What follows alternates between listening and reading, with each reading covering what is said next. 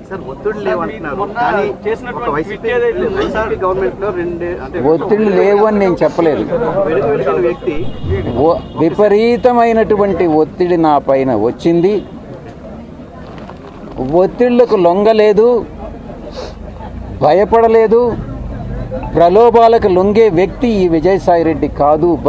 భయానికి లొంగేటటువంటి వ్యక్తి ఈ విజయసాయిరెడ్డి కాదు అని నేను మీకు తెలియజేస్తాను. అటువంటి వ్యక్తి ఎందుకు ఈ మార్పు వ్యవసాయం వైపు ఎందుకు అంతగా మళ్ళీపోయారు? ఒక వెలిగినటువంటి వ్యక్తి అంత మార్పు కారణం ఏంటంటే మారినటువంటి రాజకీయ పరిస్థితుల్లో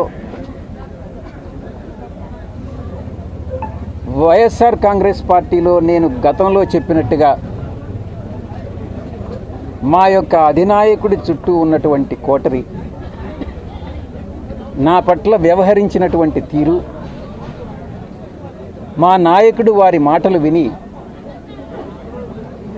నేను ఒక అంతర్మథనానికి లోనై ఒక నిర్ణయం తీసుకోవడం జరిగింది.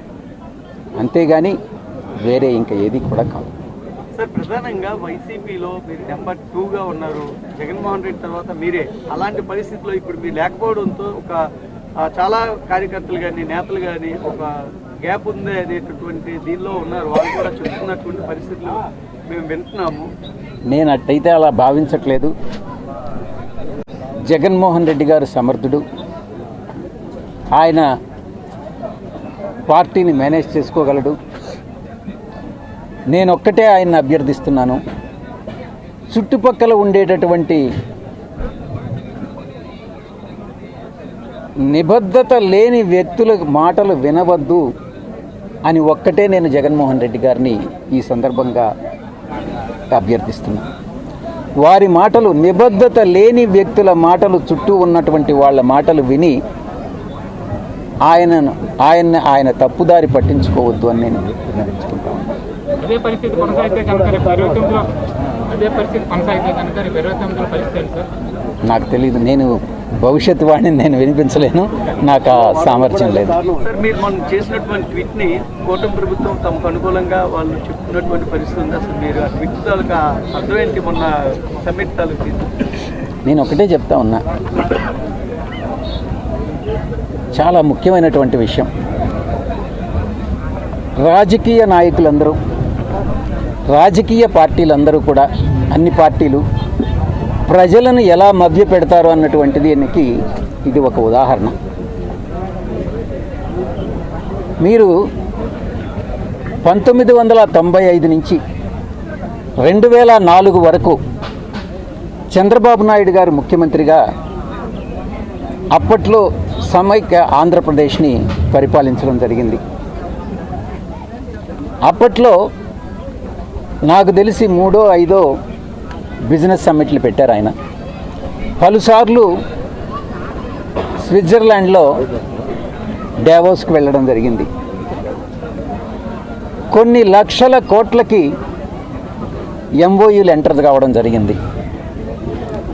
ఆ తర్వాత మళ్ళీ తిరిగి 2014లో బాబు గారు అధికారంలోకి వచ్చారు. 2019 వరకు పరిపాలన చేశారు. అప్పుడు కూడా నాకు తెలిసి ఒక 2-3 సమ్మిట్లు పెట్టడం జరిగింది. నాకు గుర్తుండేంత వరకు 13 లక్షల కోట్ల రూపాయల ఎంఓయూలు ఎంటర్ కావడం జరిగింది.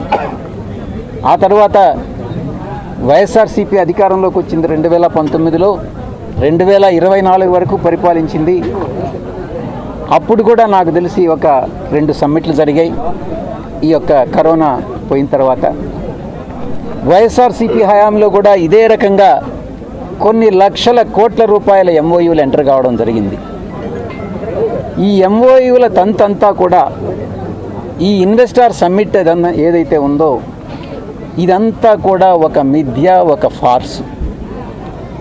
ఇది ప్రజలను మభ్యపెట్టే దానికోసంగానే రాజకీయ నాయకులు, రాజకీయ పక్షాలు ఉపయోగించుకుంటున్నాయే తప్ప చిత్తశుద్ధితో జెన్యూన్గా నిజంగా ఎంటర్ అయ్యేటటువంటి ఎంఓఈలు చాలా చాలా కొద్దిగా ఉంటాయనని నేను తెలియజేసుకుంటా ఉన్నాను. రీసెంట్గా జరిగినటువంటి ఇన్వెస్టర్ మీట్లో మనకు గుర్తుండే ఉంది. ఇప్పుడు 13 లక్షల కోట్ల రూపాయల నుంచి 600 పైచులకు ఎంఓయూలు ఎంటర్ అయ్యారు.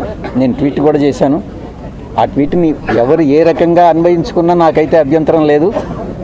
నా యొక్క ఉద్దేశం రాజకీయ నాయకులు, రాజకీయ పక్షాలు ప్రజలను మభ్యపెడుతున్నాయి అన్నటువంటి పాయింట్ని మాత్రం నేను మెసేజ్ని పంపించదలుచుకున్నాను. అది నా యొక్క ఉద్దేశం. సార్ లిక్కర్ స్కామ్ నిందితుడు వాసుదేవ్ రెడ్డి అక్టోబర్గా మాట్లాడారు. దాని ఇంపాక్ట్ ఎలా ఉంటుంది సార్ కేసు సార్? ఇది ప్రస్తుతం విచారణలో ఉన్నటువంటి విషయం. దీన్ని గురించి నేనేం మాట్లాడకూడదు. సార్ ఒక మాట ఉంది. రాజకీయంగా ఇక్కడ ఉన్నటువంటి రెడ్డిలకి చైతన్యం కావాలని మీరు కోరారు. దానికి మీ సహాయ సహకారం ఎలా ఉంటాయి? దానికి సంబంధించినటువంటి నాయకులు ఎవరైనా ఉంటారు? మీరే చూస్తారు కదా,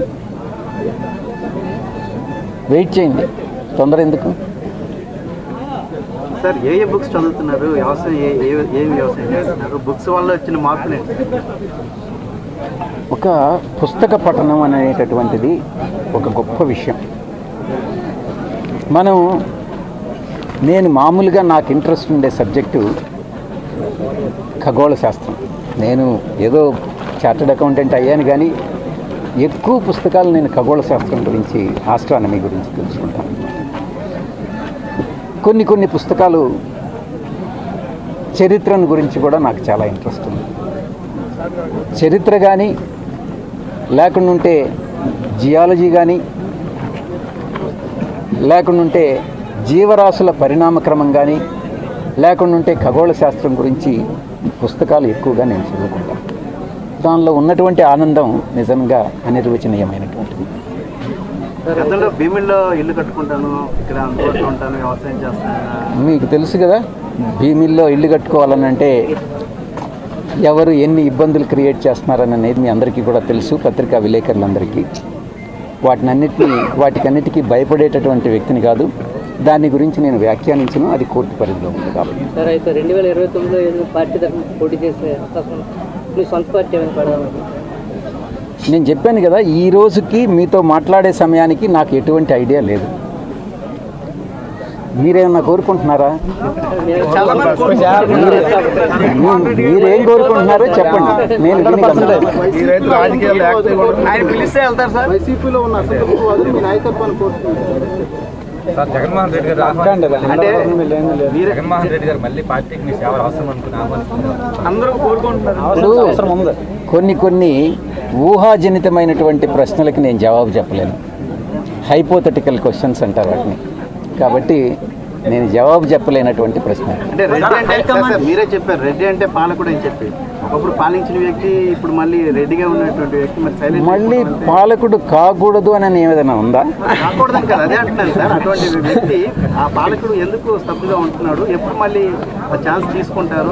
సందర్భానుసారంగా ఎప్పుడు ఏం చేయాలి అన్నటువంటిది ఆ యొక్క మనిషి స్వభావాన్ని బట్టి నిర్ణయించుకోవడం జరుగుతుంది. సో ఈ యొక్క సంవత్సర కాలం పాటు ఈ యొక్క సందర్భాన్ని బట్టి నేను రాజకీయాలకు దూరంగా ఉండాలని ఇప్పటి వరకు నిర్ణయించుకొని ఉన్నాను. అవసరం వస్తే ఆలోచిస్తాను.